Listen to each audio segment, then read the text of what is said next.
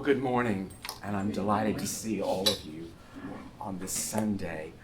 Uh, the documents that have been prepared for you include a list of the readings for our month together, as well as the short story for today's consideration, The Pain Tree, and the reading for next week titled Flying. The other two works I'll have prepared for you and bring in anticipation of our discussion for the next week. And for those who are attending virtually and are hearing the lectures by way of recording, I will send to John the electronic version of Flying as soon as I go back to campus following today's session. Among the intellectual discoveries I have been privileged to make this past academic year has been reading in the canon of Olive Sr., a Jamaican-Canadian contemporary writer who at the age of 81 continues to compose and to lecture. The opportunity came to me by way of Austin Peay State University in Clarksville, which in the State Board of Regents is the institution devoted to the humanities and the fine arts. And a colleague of mine teaches in the English department and told me that the book by Olive Sr., The Pain Tree, her most recent collection of short stories, was the common reading experience of all students matriculating at the university this past year. And I had the privilege of giving the introductory lecture prior to Miss Senior addressing the student body at Austin Peay. It's been a wonderful discovery. She has undeniably assumed a very important place in my portfolio, and she has joined the company of all the literary figures to whom I have devoted my life. She joins the company of those incarnational literary theological grammarians that I privileged to teach at Vanderbilt. And the great challenge has been that she has just begun to attract the critical attention as recently as 1985. So there is not volumes of scholarship available on her for me to go to the library and to cloister myself and to research. So my work has been primarily just careful, close textual readings of the stories themselves. And as recently as last night, when I was rereading The Pain Tree, I made a discovery and realized how I wish I could call all the students back from Austin Peay and announce this discovery to them because it was there all the time. But that's the beauty of art, that with each entrance into the work, regardless of what genre it represents, there is always a revelation that was there all the time, but perhaps we, in our imperfect faculties of sense and reason, we're not able to see it. But that's what keeps art vital and keeps the pulse of art beating so very strongly. The title that I have given to the series of lectures and discussions that we shall have in the month of June is The Grammars of the Collage, the Call, and the Clouds. And in today's session, I will address primarily what I consider to be, from The Pain Tree, the grammar of the collage, and how that grammar is one that intersects and converges with the grammar of the Gospels. Epigraph 1. I think you become a writer because you cannot help it. To become a writer is not a choice to make. You are chosen. Olive Sr. Epigraph 2. All sorrows can be borne if you put the sorrows in a story. Aesop Denison. Upon entering the first movement of The Pain Tree, the title selection from Olive Sr.'s collection of short stories, we as Senior's readers are introduced to the narrator, Lorraine, whom we meet in her 25th year. At the age of 10, Lorraine has left her home, referred to as the Great House, although there is no textual evidence which permits the reader to locate her home specifically on a map drawn by a cartographer. In the 15 years since she has left the unnamed geography, Lorraine has been educated in the British tradition of the independent boarding school, and she has become a student of archaeology. Lorraine makes glancing allusions to historical figures and battle sites from the chronology of the Second World War, but the physical, concrete particularities of the setting, the exact year and the exact place, are not disclosed by Lorraine. We may safely, intelligently infer that the setting Lorraine calls home is a colony of the British Crown. Among the personages represented in the wall collage in Larissa's room are members of the British royal family, and currency is expressed in the denominations of shillings and sixpence. Geography is an element of history. However, Lorraine's examination of her conscience, her excavation of her interiority, and the principles and attitudes that have been inculcated within her are the foundation of her inheritance as a colonial. This inheritance has resulted in her believing that history is nothing more than a condensed version. That is how history has been defined for the colonials on this unnamed geography. However, in the course of the story, Lorraine discovers, and I quote, "History is not dates or abstraction, but a space where memory becomes layered and textured. What is real is what you carry around inside of you," unquote. Instead of awaiting the date when she will inherit the property of her mother, this inheritance of physical property that will be bequeathed to her, Larissa already realizes when we meet her, when she says, and I quote, "I know my inheritance already possessed me." The inheritance of values which have been inculcated unquestionably within her and have assumed residency within her sensibility.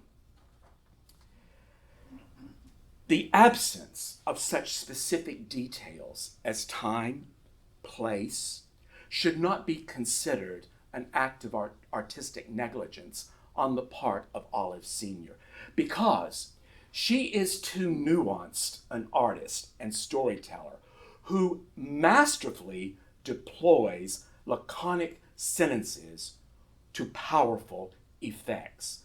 I submit to you this morning that the omission of such particularities and the relegating of time and place to minor incidentals is intentional by the literary artist, because Senior is demonstrating and incarnating for us a powerful, inexhaustible property of the arts. The stories of Lorraine and Jonathan, whom you will meet next week, and Laura the following week, those whom we will meet in our studies this month, their stories occur within a physical space and a physical time, but the themes of their narratives become liberated from temporality and topicality and grafted onto universality. And this liberation is among the gifts we experience in our engagement with the arts.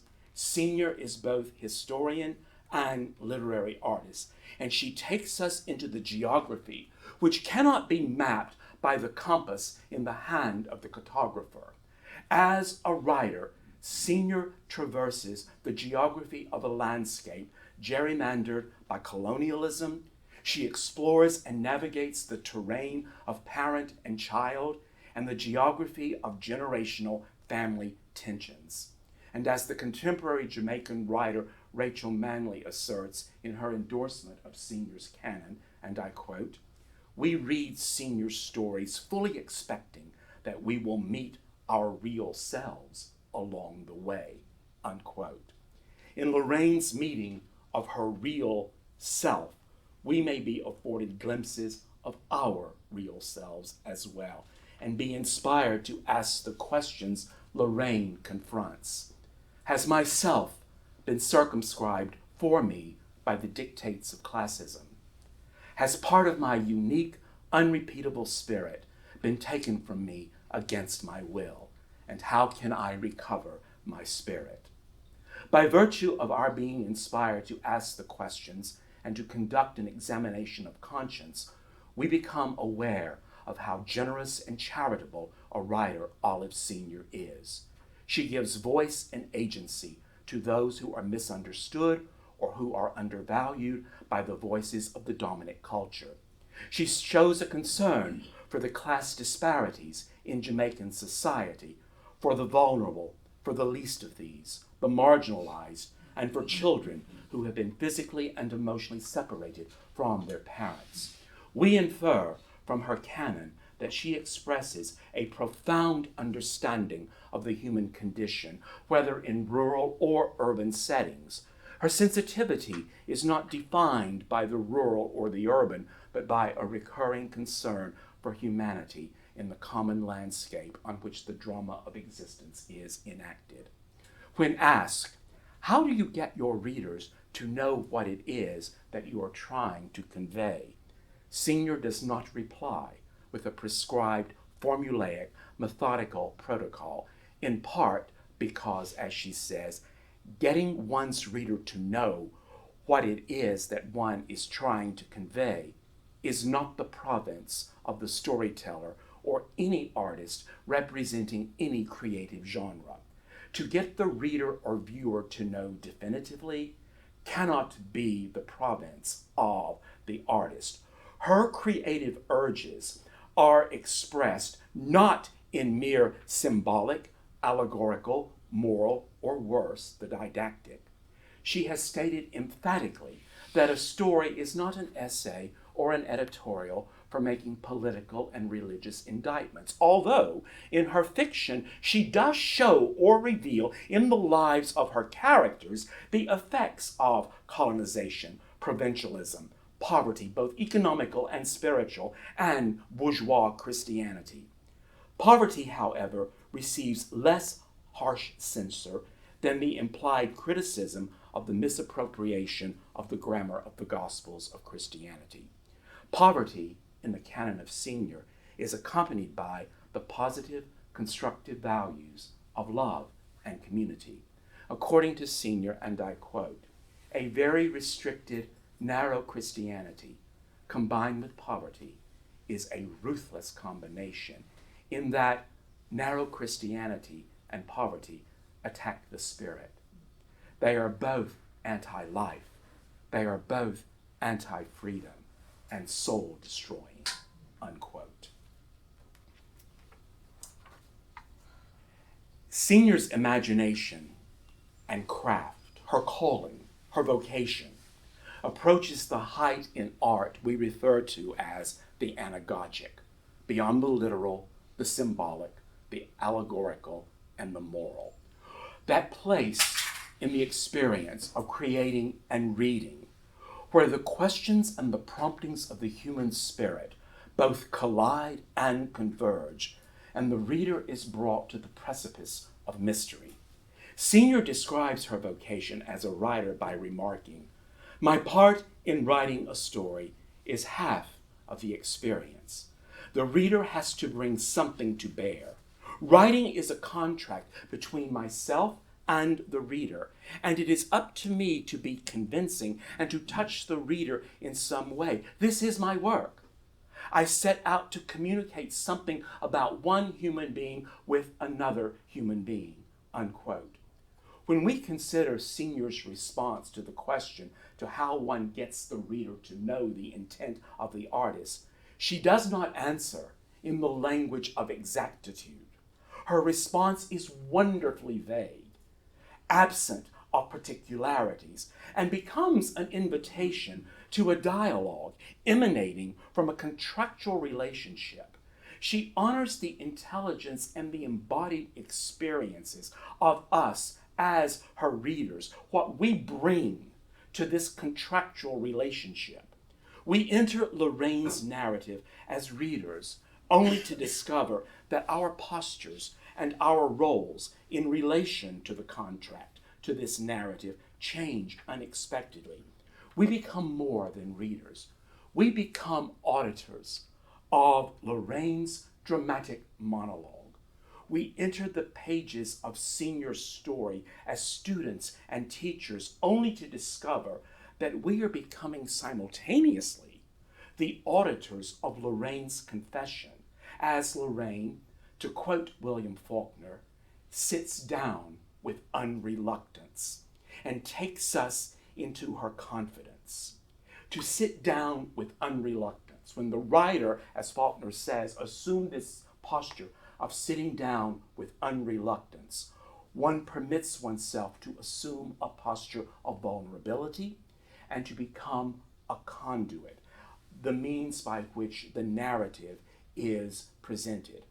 The author, quite deftly, has accomplished what I describe as, in writing, a strategic tour de force in narrative, because we find ourselves entering into the most intimate relationship a mere mortal may experience. We hear a confession of one who assumes a posture of vulnerability and who discloses to us her sorrow. Lorraine's confession becomes her effort to make the irrevocable truth of her past bearable. Like Lorraine, we too may transcribe our private sorrows into stories. And as the Danish writer Isak Dinesen, whom I quoted in the second epigraph, all sorrows can be borne if we put the sorrows in a story. Denison's argument is stated in the subjunctive mood. All sorrows can be borne if we put the sorrows in a story. If we too sit down with unreluctance and summon the courage to become a conduit and construct a narrative.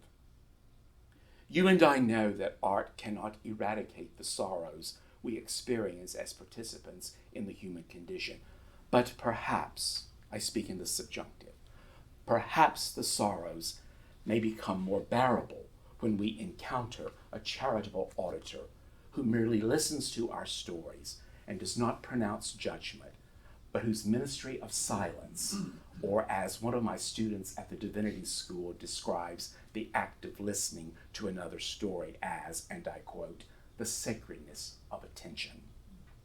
Olive Sr. draws Lorraine into existence and endows Lorraine with a voice, an inheritance of privilege, and with free will. And she releases Lorraine into action. Lorraine becomes an initiate into the sacred mysteries of the pain tree. In the tradition of the dramatic monologue, the speaker, Lorraine, addresses us, her auditors, her silent listeners, from the first person subjective point of view. The details she discloses in her confession are revelatory, but the details Lorraine does not disclose specifically to us in our role as auditor are equally revelatory. Senior draws the portrait of Lorraine as one who may, by an act of will, experience a revelation, as in the Latin infinitive revelare, to draw back the veil, whereby there is the exposure of the truth. We meet Lorraine standing at the front steps of a building constructed according to the stylistic principles of colonial architecture. She has not crossed the threshold of this colonial monument for 15 years, a monument residing on 17th century foundations and crafted of, and I quote, the finest cut stone, the mortar hard as iron, because it was sweetened with molasses and slave blood, unquote.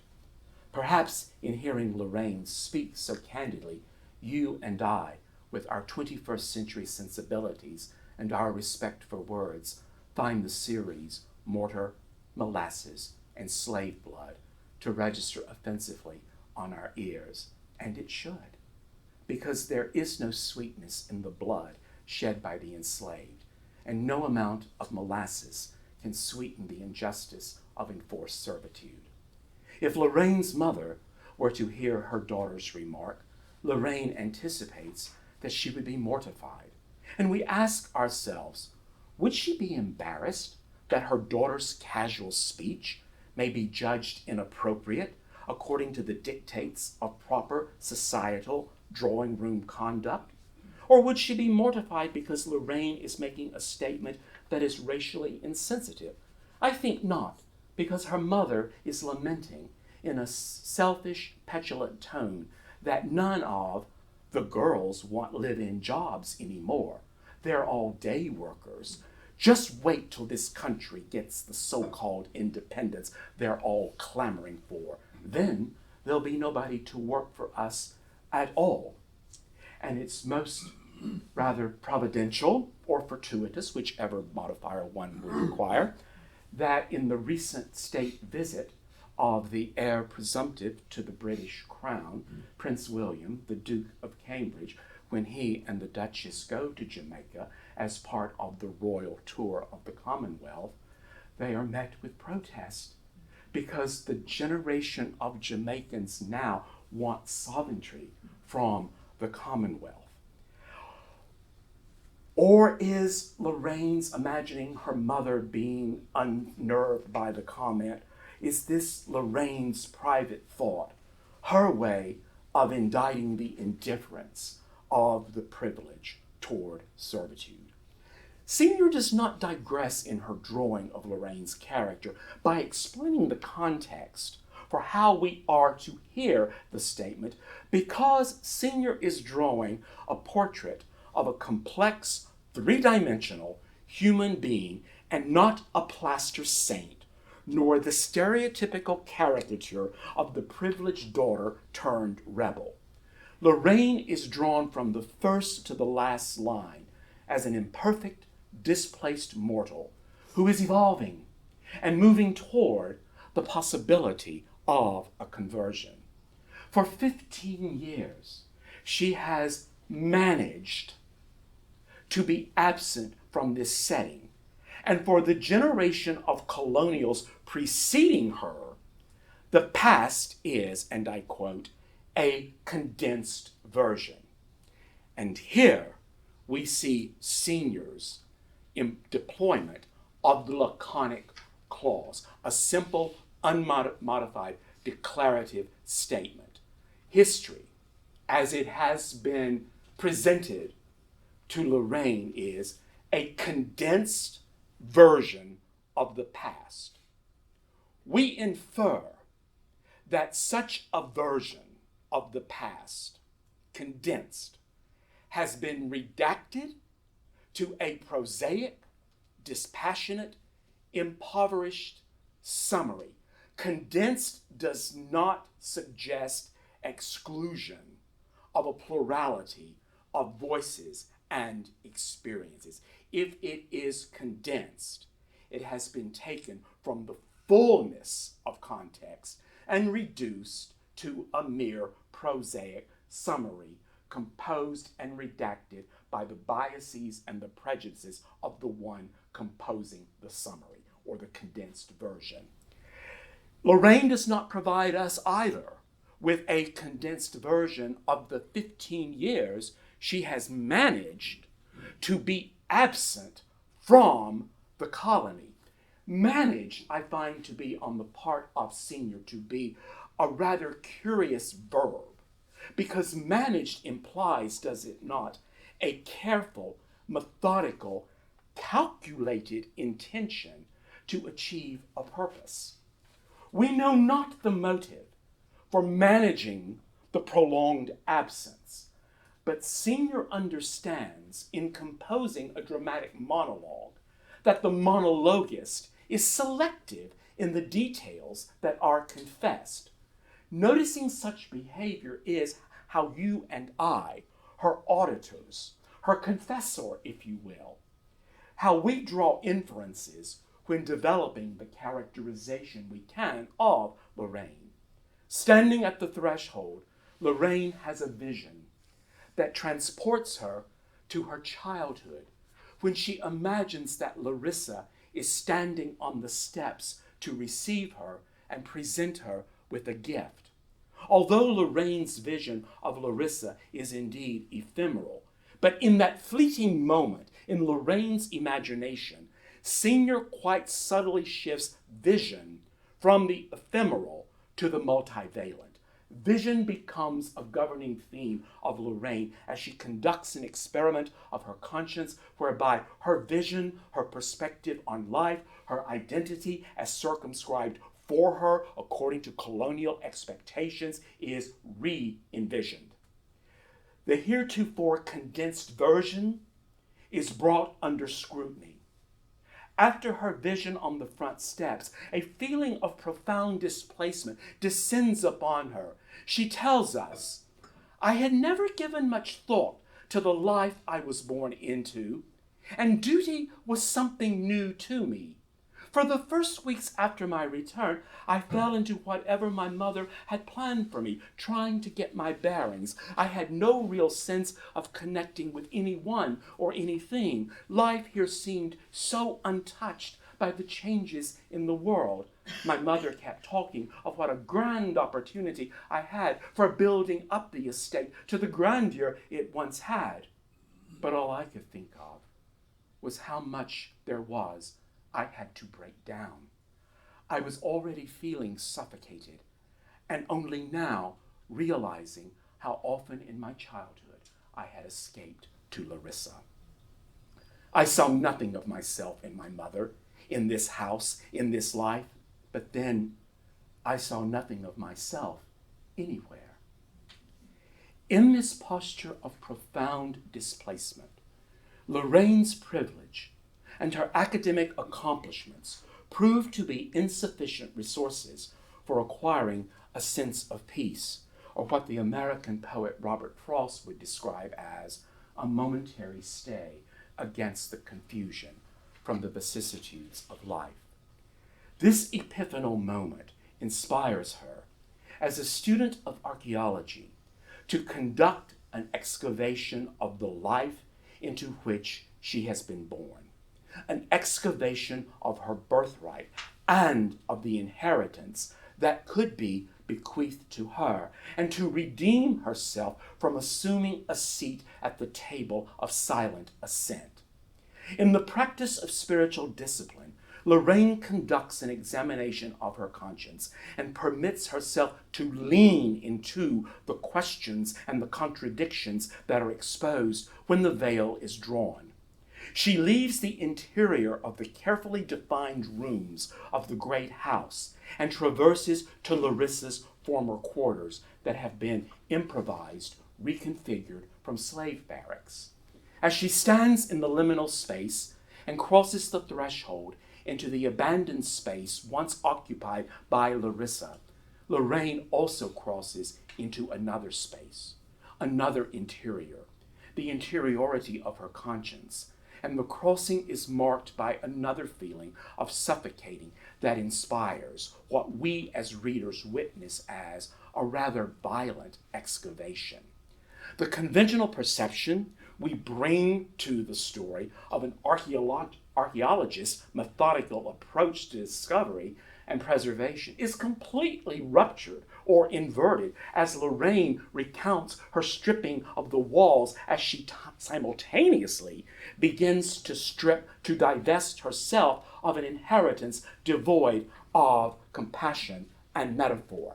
As the meditative, contemplative tone of the voice that Lorraine has spoken in thus far begins to fall, rather no longer calm, it falls upon our ears, and what we observe in our mind's eye, to quote Hamlet, is not the careful, methodical excavation of space. Instead, it is an act of rage, the violence before the lull of a tempest, when that momentary stay against confusion, described by Robert Frost, descends after the collision of the elements. The specific attribution of a motive behind Lorraine's urge to strip the walls, to tear the layers apart, is not explained. This does not begin as a methodical intellectual exercise in excavation. The motive is not articulated either by Lorraine, nor does the narrator feel that it's incumbent upon her to offer that explanation. What is important is that it occurs, and it occurs naturally, spontaneously, authentically, which is all the more reason that we as readers need to lean into this behavior and to infer what is happening here. Perhaps it is from the guilt she has harbored for 15 years for her impatience when departing for boarding school before Larissa can return with a gift, for not looking back at Larissa from the automobile window, for abandoning the intention to correspond with Larissa, for, and I quote, shame for the way she has treated Larissa, and shame for a whole way of life Lorraine has inherited, unquote. For realizing belatedly that the lessons learned in boarding school, that people who matter reside in the great house, that people in the great house, born into entitlement, make history, but now learning in Larissa's modest dwelling that history is not dates or abstractions or a condensed version in prose, but a space where memory becomes layered and textured. What is real is what you carry around inside of you. And that, I would argue, is Senior's figurative way, through the voice of Lorraine, of describing what you and I would refer to our history of embodied experiences. Larissa's room has served as the setting for an education that Lorraine was receiving before she matriculates at an unnamed university, where she will pursue an academic credential in archaeology. In Larissa's room, there are no theories, but lived experiences in the archaeology of grief, when an unlettered mother will learn that she has been predeceased by her son Zebedee, and Moses, for whom there is no telegram sent documenting his location. Lorraine takes care as a young girl to name the young man, as if to speak to the silent mother, to affirm that Zebedee was somebody, to recover his name from invisibility, to recover his name from a condensed version of history. There are lessons in the archaeology of grief. There are lessons in the archaeology of colonialism, which is predicated upon the verticality of classism and an uncompromising exclusionary binary of either or, instead of the horizontality of the inclusive both and. There are lessons which reveal how the grammar of the archaeology of colonialism and empire fractures the grammar of hospitality mandated for us in Holy Scripture. And these discoveries are made by Lorraine before she can thank her teacher, a woman who cannot read or write, who by denotation would be described as illiterate. But as you and I learn through Lorraine's monologue, the character of Larissa cannot be reduced to a single adjective. In the hands of Olive Sr., the depth of Larissa's humanity exceeds more than the space of a mere footnote in a condensed version of history. I submit to you this morning that Larissa is a writer. She writes with her hands, but in the language of collage, the language that records the history of the unnamed women who have lived in servitude. She participates in the tradition of writing their collective history of adapting, improvising, sacrificing, and enduring the crosses they encounter in life. The walls of Larissa's room may be read as primary autobiographical documents from the life of the unnamed. And in describing the room and her reading of the walls, which I interpret as analogous to the reading of an icon written by an iconographer, Lorraine begins to experience the sacramental efficacy of narrative. She is transported beyond the realm of the immediate, beyond the realm of particulars. Larissa writes the collage in a contemplative, ritualistic manner. As Lorraine tells us, she would carefully lay down her new pictures. She did it slowly and carefully, but sometimes her hands would pause as if her thoughts were already traveling. Covering walls with photographs and newspaper pages is not only a statement of the meager decorative resources of those who occupy the space enclosed by walls. We may infer that Olive Sr. is inviting us to consider the properties of narrative as revealed by the grammar of collage, and how the grammar of collage is indeed a grammar for representing the diverse textures of the human condition and supporting a language of resistance to the rhetoric of colonialism and absolutism. In collage, there are no precise borders, but an overlapping of words and images. There is a coalescence, a convergence, a grafting, a layering that dissolves boundaries. Constructing a collage, like composing a story, is the work of human hands. Vulnerable hands, courageously translating an urge, a need for expression, for communicating what Faulkner acknowledges as the old universal truths and verities of the heart. In the hands of Larissa, the root of a vegetable native to South America, now growing in Jamaica, is transubstantiated into starch that will be applied to fragments of paper with the rough edges and wrinkles preserved.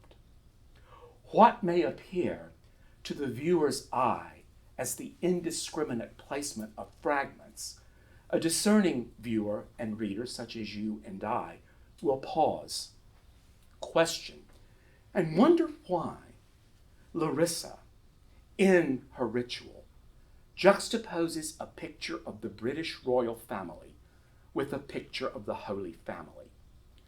What may seem to be a random pairing is perhaps Larissa's way of writing, of revealing a contradiction. The placement of the two families' pictures becomes for us an acute juxtaposition of grammars. The imperial grammar of colonialism is juxtaposed against the radical grammar of mystery. The narrative of the Nativity and the Holy Family disrupts the grammar of majesty and kingdom as diagrammed by imperialism. Larissa writes not with a conventional writing instrument, but with the articles of the Passion, with nails on a tree, as she and the other women try to bear their sorrows by putting their sorrows not in a manuscript, but in a stone and nail, and by participating in a ritual enacted by a liturgy recited in silence. By nailing their pain onto the cedar tree, perhaps they are taking up their crosses and grafting their grief to another cross, whereby they may receive a momentary stay against confusion. The pain tree becomes the repository of grief unspoken, the receptacle for suffering borne and suffering endured. In the final movement of his novel, titled Absalom, Absalom, which we read in another course here at Christ the King, which we read as a testament to the inexhaustible power of narrative, Faulkner constructs a dialogue in the heatless alcove of a dormitory at Harvard, where a freshman from Mississippi will narrate for his Canadian roommate his inheritance as a firstborn son of the South. Quentin Compson and Shreve McCausland. The dialogue becomes Faulkner's metaphor for the sacramental efficacy of narrative. The narrator describes the encounter between Southerner and Canadian as, and I quote, a geographical transubstantiation. In their dialogue, the tenses of chronology collapse, the voices of the past become audible in the present, and the borders of geographical regions drawn by the cartographer expand. In writing the short story The Pain Tree, Senior, by the work of her hands, she too has presided over a geographical transubstantiation. Before departing from Larissa's room, Lorraine offers her face, her hair, and her arms to the wind that washes from her body the residual fragments of paper and cobwebs from her stripping of the walls. We see her again, standing on steps. She walks not to the great house, but into a landscape, a geography once familiar, but now vastly changed. And the changes in the external landscape Lorraine perceives in her sensory faculty mirror the change in the internal landscape in the topography of Lorraine's consciousness. Arriving at a turning point of lucidity, she too is able to pound a nail into the tree, physical evidence of her growth, her understanding, and her compassion for the muted lives of those who live as maids in a pre-independent Jamaica. Whereas her impeccably groomed, stylized, well-preserved, selfish mother selfishly laments that changes will ensue when a declaration of independence from the crown is decreed, her daughter, washed by wind, is moving toward declaring her independence from an inherited identity circumscribed for her by virtue of her status in the vertical hierarchy of privilege. Although Lorraine's dramatic monologue is punctuated literally by an end mark of punctuation, the period, one may argue that Senior figuratively has written Lorraine into a comma, a pause. Senior's work as storyteller is complete. She does not speculate or conjecture about the after effects of Lorraine's epiphany. The efficacy of a sacrament cannot be punctuated with a period or relegated to the past tense, and you and I as readers experience the efficacy of art whenever we encounter in narrative stories that inspire us to leave the thresholds and steps of the familiar and to direct our gaze toward ambiguity, toward mystery, toward metaphor. And here is the gift from metaphor. And Hilton Owls, who teaches at Columbia, who is also a writer and a great defender of Flannery O'Connor in this age of cancellation, says, and I quote, "Metaphor is God's gift to us," unquote. In metaphor, two seemingly, and I emphasize the adverb seemingly, two seemingly unrelated ideas are placed side by side and become a figuration.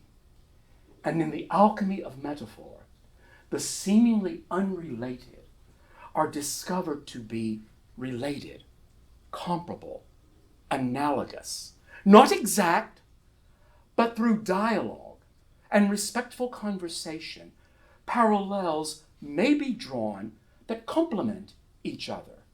The geometry of metaphor is horizontal. Two experiences that seem unrelated meet side by side, and one experience does not assume primacy over the other experience because the geometry would shift to a hierarchical verticality. Metaphor leads us beyond the sublunary realm of the four elements into the realm of possibility. the realm where we can discover an alternative to the oppressive, impoverished, either-or binary. Metaphor resides instead on both and. Metaphor can lead and guide us into a geography which we have not traversed, but where we can discover that the common denominator of humankind is a shared propensity for suffering from which no mortal is granted a dispensation, and where the common tongue is the language of the collage. Thank you.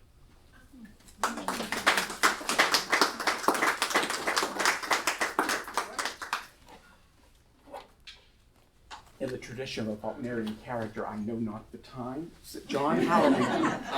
It is 20 till. We have plenty of time. Oh, we have 5 minutes or so. At this interval, I would like to invite questions regarding the lecture or your own reading of the story, and I will endeavor to answer them. If not, I will do my homework for next week. John? I've been puzzling over a few lines on page 10, and maybe you all can help me understand this. I am not old and wise enough to get this. So Lorraine is looking at the pantry, and with the very 1, 2, 3, 4, 5, 6, 7 lines up from the bottom on page 10. She says, after that, whenever I remembered, I would go and look at the tree, but I never detected new nails. Perhaps if I had been older and wiser, I would have interpreted this differently. But at the time, I took it to mean that Larissa felt no more pain. What can't she see? What would she see if she were older and wiser that she's unable to see here? Well, I think what we may infer that she's not seeing, well, the tree has grown and the nails have ascended.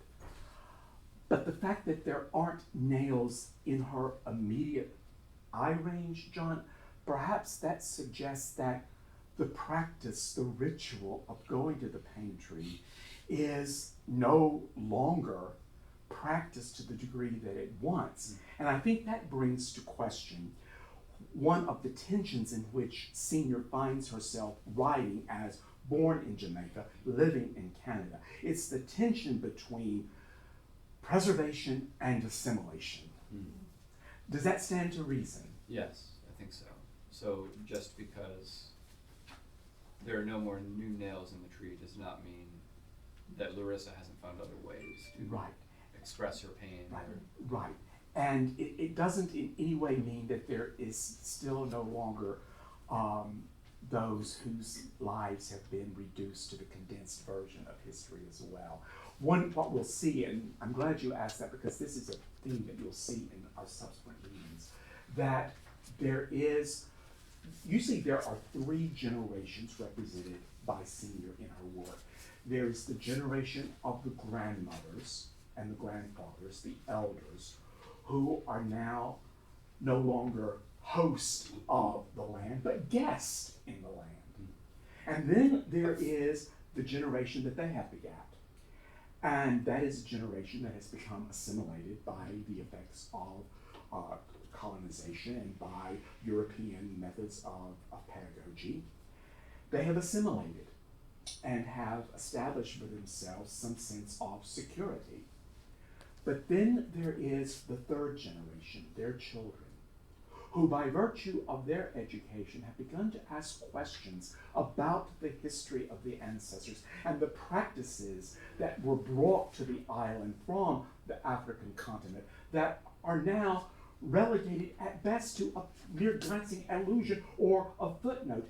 And this is the generation that I think Senior is suggesting can indeed work toward a reclamation of their identity and the grammar of their ancestors. That's the tension that we see here. And it's also the posture in which we see Lorraine.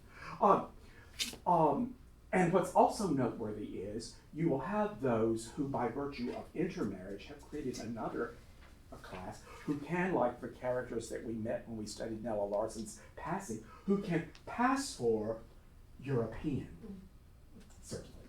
So it's becoming wonderfully intricate and complex. But it's this younger generation, and Lorraine is very much, I think, a member of that, who is not going to simply take her place at the table of silent assent and allow herself to simply persist in this inheritance of entitlement. And in the best sense of the word, she's becoming a wonderful revolutionary as we hope that she will live into this epiphany and into this conversion. Because she's not concerned with adopting the external stylized effect of her mother. When you meet Jonathan's mother next week as she sits behind the wheel of her Mercedes, attention is drawn to how perfectly manicured her hands are and how stylized her hair is.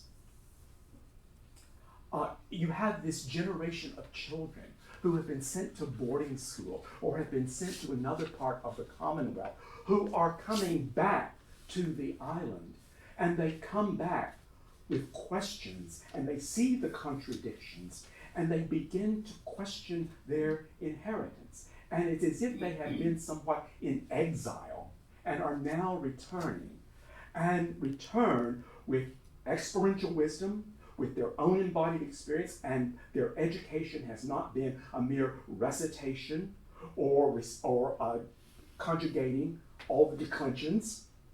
Instead, they're examining the present to the past and the future.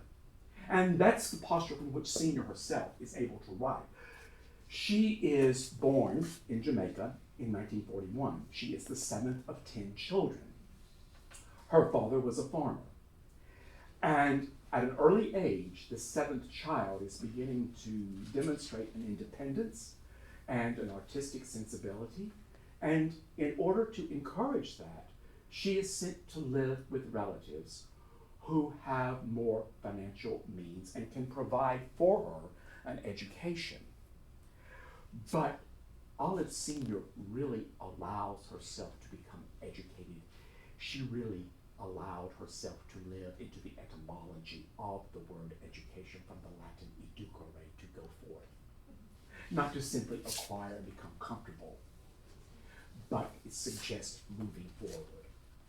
And so she places herself in this tension of preservation, assimilation.